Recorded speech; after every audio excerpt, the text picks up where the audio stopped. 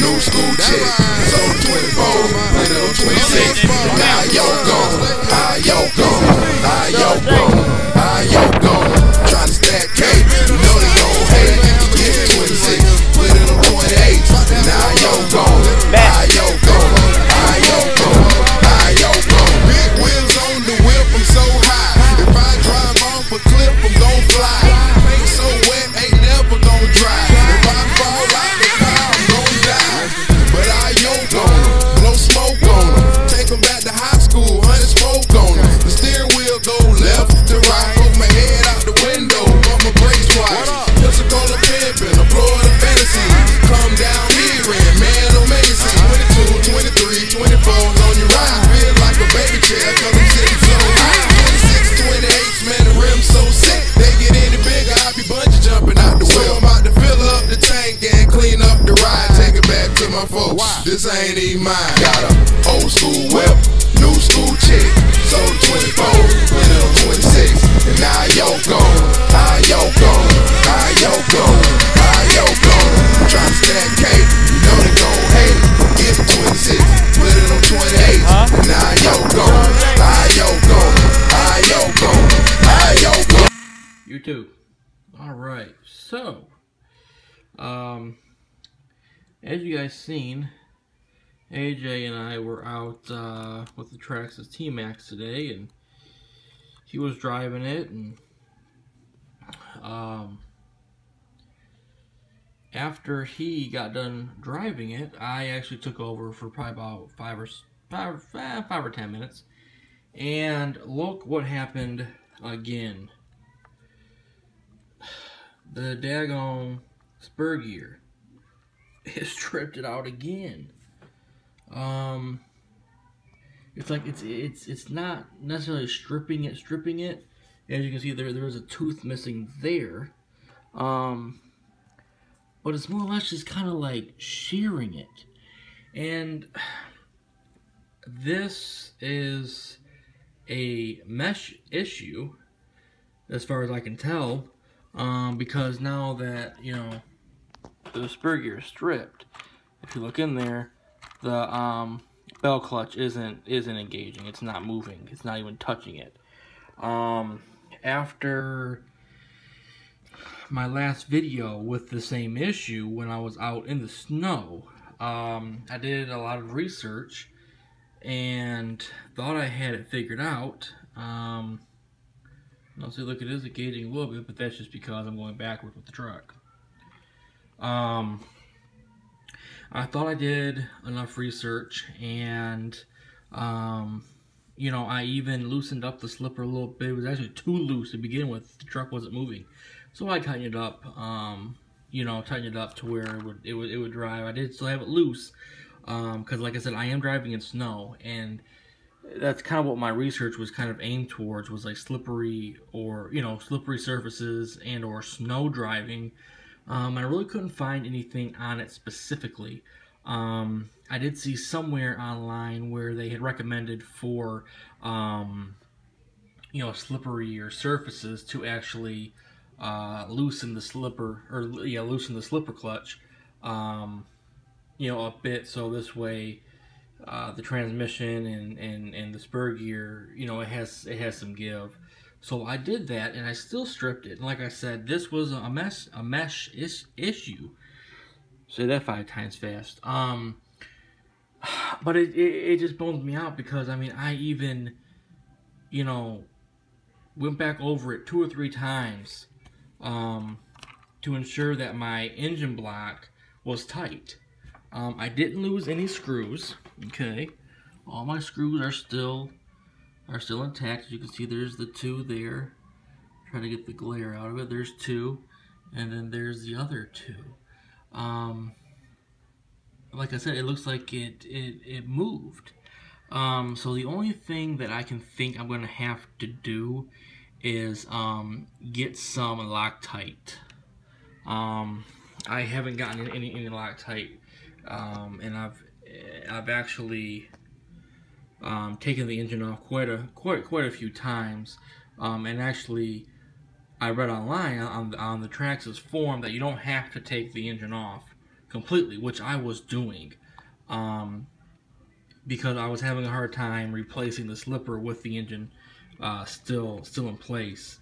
But I was able to get this, or I'm sorry, the spur gear, not the slipper. I think I said slipper. The spur gear. I was able to get the spur gear out with their recommendation without taking the engine off the truck, but I still had to, you know, loosen up the nuts that are, or the screws that are holding the engine in place underneath it. So, long story short, I'm bummed. You know, the only other thing that I could think of is to get some Loctite. And like I said, this spur gear, it really isn't even that stripped. Let's see if I can get it focused here. I don't know if I can get that thing focused. See how dirty it is in there? I mean, it just, I don't know, I can't really get a great angle on that. But I hope you guys can, if I get my finger out of the camera there, hope you guys can at least see that decently, where it's not like totally stripped. It's just like it just chewed maybe a 1/4 inch or something like that off of it. You can actually see on this side there's a little bit of a lip on that inner side there, you know, which is the amount that it ate off. And there, I mean, there is a tooth missing here. I think there's 2 teeth missing total, which is probably where the impact took place. Like I said, I did my best. I'm assuming that that's what the issue was. My engine came loose, but the weird thing is why is it happening now? You know, and this is where I hope somebody that's maybe had this issue or has experience can comment. Why am I all of a sudden having this issue in the snow? Is it because of the slippery conditions and my engine's, you know, RPMs are so high? But it's like I don't know why my engine would be moving. I mean, I'm not going over, you know, bumps. I'm not doing any sort of jumping or anything. So I just don't know why it would be moving like that. I mean, I wasn't even going as fast today, or yeah, I wasn't even going as fast today as I was in my other video yesterday. Like I said, I'm kind of stumped, and it is just disappointing.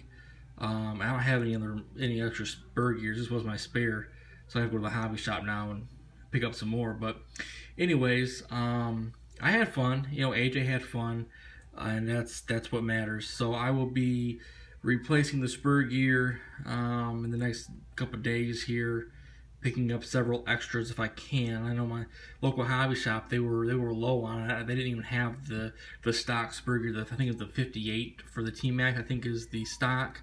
They had this 54. So that's, you know, that's what I picked up and put in there. Yeah, guys, other than that, I mean, it's a blast in the snow. It's an absolute blast. You know, as you guys can see from my very short videos before my spur gear strips out on me, we do have a blast. I wish I could have gotten my driving on as well, along with AJ's, but AJ had to go in the house, and I didn't have my tripod set up, so wasn't able to get my driving recorded. But it's all good.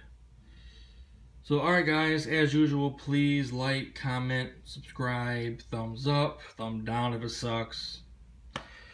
It's all good. I don't take anything personally. Like I said, you know, if anybody has any suggestions, you've been here, you've done that, you resolved it, let me know. Like I said, I just think that it is something to do with my engine moving, because like I said, the bell clutch is not, it's not moving with the spur gear. So I just think, again, it's a meshing issue, which I thought I took care of. You know, I did the whole paper test, and you know, I got it tight enough to where it was interlocked, but it wasn't locking up, and you know, all that stuff. Like I said, I spent the good probably better of 3 hours researching just that topic alone, and guess I didn't do something properly. So anyways, guys, I appreciate it. Like I said, please subscribe. Tell your friends, tell your other channels. Get the word out. Like I said, I plan on having a lot more content coming this spring and summer. This is just the beginning of what's to come. So alright guys, until next time, see you.